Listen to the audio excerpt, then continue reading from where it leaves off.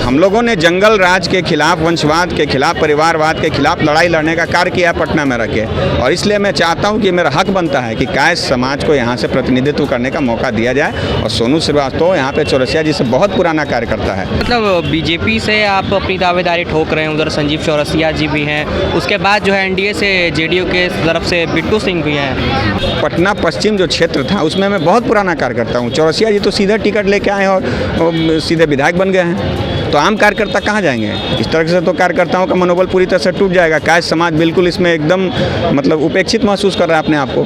पटना चूँकि पूरे बिहार का आईना है और पटना में इस तरीके से होगा तो बाकी फिर आम कार्यकर्ताओं का, हमारे कायस्थ समाज का क्या होगा?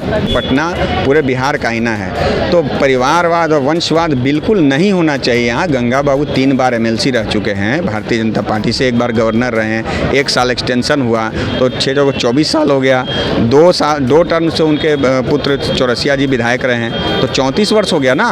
तो हम जैसे आम कार्यकर्ताओं को फिर कहाँ जगह मिलेगा? नमस्कार, NBC 24 देख रहे हैं आप, मैं आपके साथ शिवम राज। देखिए, आज भारतीय जनता पार्टी कार्यालय में चुनाव समिति की बैठक चल रही है, जिसको लेकर बिहार चुनाव प्रभारी धर्मेंद्र प्रधान सहित कई अन्य नेता, केंद्रीय मंत्री से लेकर बिहार प्रदेश के प्रभारी भारतीय जनता पार्टी कार्यालय में मौजूद हैं। और जो करंट सिटिंग विधायक हैं उनकी एक सूची बनाई जा रही है, जिसको लेकर वो सूची जो है वो केंद्र में भेजी जाएगी और उसके बाद जो है वो सूची का स्क्रूटनी किया जाएगा, उसकी छटाई की जाएगी कि किस कैंडिडेट को देना है, किस कैंडिडेट का टिकट काटना है। चूँकि पार्टी सूत्रों के हवाले से जो खबर आ रही है कि तकरीबन जो 15 से 16 जो बीजेपी के सिटिंग विधायक हैं उनका टिकट काटा जा सकता है। और इस वक्त पार्टी कार्यालय में जो है काफ़ी दूर दूर से जो लोग हैं, पार्टी के कार्यकर्ता हैं, वो अपनी दावेदारी को लेकर पार्टी कार्यालय में पहुँचे हैं। और इसी क्रम में हमारे साथ बातचीत करने के लिए कुछ लोग भी मौजूद हैं। सर, कहाँ से आए हैं आप? मैं 181 दिग्गा विधानसभा क्षेत्र पटना से आया हूँ और मेरा नाम सुनील कुमार और सोनू श्रीवास्तव है। मैं दिग्गा विधानसभा क्षेत्र को लेकर अपने कायस्थ समाज का प्रतिनिधित्व करने के लिए और एक पार्टी के कार्यकर्ता होने के नाते कार्यकर्ता का हक लेने के लिए अपनी दावेदारी को मजबूत करने के लिए यहाँ आया हूँ। आप दिग्गा विधानसभा 181 से जो है अपनी दावेदारी ठोक रहे हैं? हाँ, दावेदारी तो मेरा लगातार 3 टर्म से मेरा दावेदारी यहाँ पे है। एक्चुअली मुद्दा है कि दिग्गा विधानसभा क्षेत्र जो है वो कायस्थ बहुल सीट है। 5 लाख मतदाता में से 1.5 लाख से ऊपर मतदाता कायस्थ मतदाता है, और मैं चाहता हूँ कि कायस्थ मतदाता होने के नाते मुझे भी यहाँ से अवसर मिले। सोनू श्रीवास्तव मेरा नाम है, मैं भी कायस्थ हूँ और अधिवक्ता भी हूँ पेशे से। चूँकि पटना पश्चिम एशिया का सबसे बड़ा विधानसभा सीट था, यहाँ 2.5 लाख से ऊपर कायस्थ मतदाता थे, और जब ये 2 भाग में जब से बटा है, एक दिग्गा हो गया, 181 दिग्गा और एक बांकेपुर हो गया, तो मैं ये कहता हूँ कि अधिवक्ता होने के नाते कि जब हमारा सीट है और बटा है तो हमारे परिवार को ही जाएगा, पड़ोसी को थोड़ी चला जाएगा। तो जब चूँकि अब हम लोग राष्ट्र धर्म को मानने वाले लोग हैं, भारतीय जनता पार्टी का कायस्थ समाज 100% सपोर्टर है, और तभी सभी लोग जान रहे हैं कि चूँकि कायस्थ लोग ब्लाइंडली वोट करते हैं भारतीय जनता पार्टी को, तो 2 बार से यहाँ से चौरसिया समाज के लोग को यहाँ पे मतलब अवसर दिया गया है और हम लोगों ने उनको समर्थन दे के जीता है। दोनों बार मैंने उनका समर्थन किया है, अपने समाज का समर्थन दिलवाया है। अब ये क्या चाहते हैं? ये परंपरावादी, वंशवादी, जो हम लोग हमेशा से भारतीय जनता पार्टी जंगल राज और वंशवाद के खिलाफ लड़ाई लड़ी है। तो मैं चूँकि मैं दिग्गा विधानसभा का 30 वर्ष पुराना कार्यकर्ता हूँ, और चौरसिया जी जो यहाँ के स्थानीय विधायक हैं वो डायरेक्ट आए हैं 10 वर्षों से टिकट लेकर और डायरेक्ट मैदान में उतर गए हैं और लगातार जीत हासिल किया उन्होंने हम लोगों के समर्थन से। तो अब हम लोगों को भी अवसर मिलना चाहिए। अब तो पार्टी ये बात नहीं कह सकती ना कि हम आपने जो कैंडिडेट उतारा उसको मैंने समर्थन नहीं दिया। मैंने पूर्ण समर्थन दे के उनके साथ घूम के एक बूथ पे और तब उनको जिताने का काम हम लोगों ने किया है।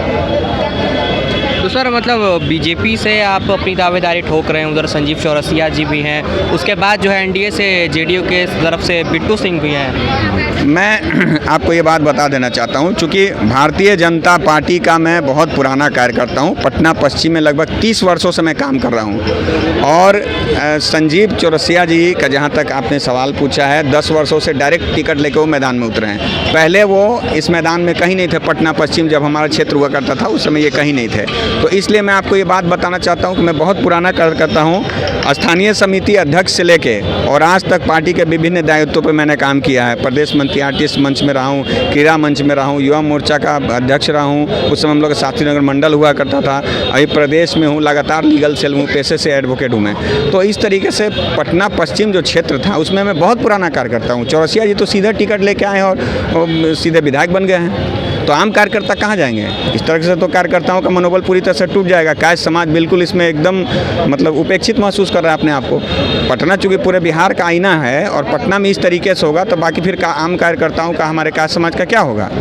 क्या लगता है कहीं ना कहीं इसमें एक परिवारवाद का जो मुद्दा उठता है, चूँकि उनके जो पिताजी रहे हैं और वो भी राज्यपाल रह चुके हैं, तो क्या लग रहा है इसमें एक परिवारवाद का भी जो एक बिंदु कहा जा सकता है इस चीज़ को कि बार बार ये एक बहुत बड़ा इशू है अभी के डेट में। मैंने अभी आपको बताया कि पटना पूरे बिहार का आईना है, तो परिवारवाद और वंशवाद बिल्कुल नहीं होना चाहिए यहाँ। गंगा बाबू 3 बार एमएलसी रह चुके हैं भारतीय जनता पार्टी से, 1 बार गवर्नर रहे हैं, 1 साल एक्सटेंशन हुआ तो 24 साल हो गया।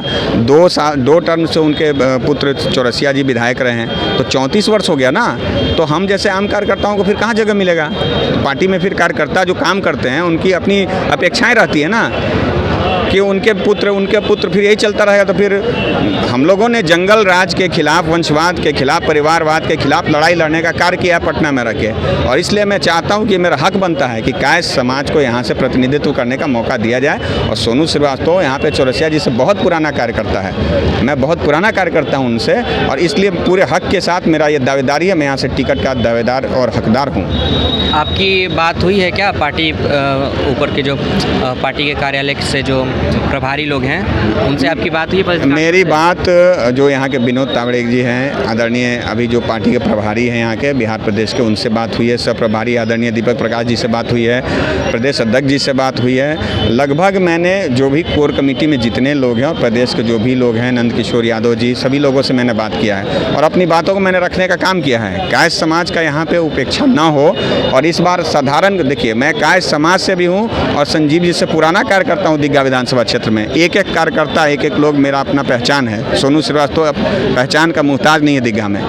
तो मैं ये चाहता हूँ, अपनी बातों को मजबूती से रखना चाहता हूँ कि वंशवाद और परिवारवाद भारतीय जनता पार्टी में न घुसे और धीरे से कोई घुसपैठिया उसमें घुसपैठी न बनाए, क्योंकि हम लोगों ने जंगल राज में परिवारवाद, वंशवाद और जंगल राज के खिलाफ लड़ाई लड़ने का काम किया है। इसलिए पार्टी को मैं कहूँगा, पार्टी के शीर्ष नेतृत्व से अभी आदरणीय चुनाव प्रभारी बनकर धर्मेंद्र प्रधान जी आए हैं, केशव मौर्य जी आए हैं, उप डिप्टी सीएम हैं उत्तर प्रदेश के, तो उन सभी लोगों का ध्यान आकृष्ट कराना चाहता हूँ मैं इस तरफ। और मैं चाहता हूँ कि मुझे यहाँ से अगर टिकट मिलता है तो 1 लाख से ऊपर वोटों से मैं जीतूंगा। चौरसिया जी की तरफ 12,000 15,000 वोट से मैं नहीं जीतूंगा।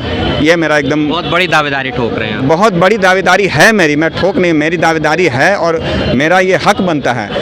इसीलिए मैं पार्टी का ध्यान आकृष्ट कराना चाहता हूँ कि अगर मुझे टिकट मिलता है 181 दीघा विधानसभा क्षेत्र पटना से, तो 1 से 1.5 लाख से ऊपर मतों से मैं विजय दिलाऊंगा। पूरे बिहार में और पूरे भारत में सबसे ज़्यादा मतों से विजय दिलाऊंगा। क्या लगता है पार्टी की तरफ से आपको इस बार मौका मिलता है या फिर से वही पुराना उम्मीदवार? देखिए, मैं तो अपनी बातों को रख रहा हूँ, अब पार्टी के शीर्ष नेतृत्व का काम है, पार्टी समझे।